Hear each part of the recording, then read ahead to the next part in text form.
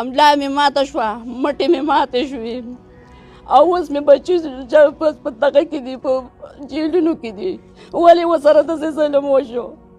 زه خو د خدای پاک نه په دې غم یم چې یا الله زما تپوس وکړې، یا الله زما تپوس وکړې خدایه، یا الله زما تپوس وکړې خدایه. زه ډېره بې عذره یم، په ما باندې راله. اخرت کې م ذمهوار یم، د اخرت ضمانت هم وله ورکوم، ګوته لګوم چې په اخرت کې م ذمهوار یم.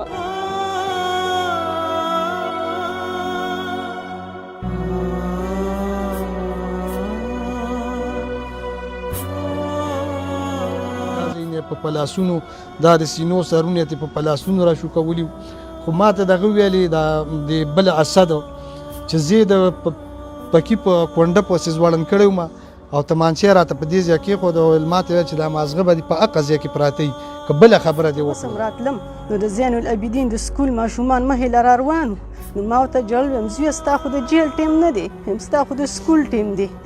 ما هغوی ته ډېر زیات خفګان خو بیا مې ویل الله شکر دی ستا د ډېر امتحان دی، خدای به دا سخت هم تېره کړي.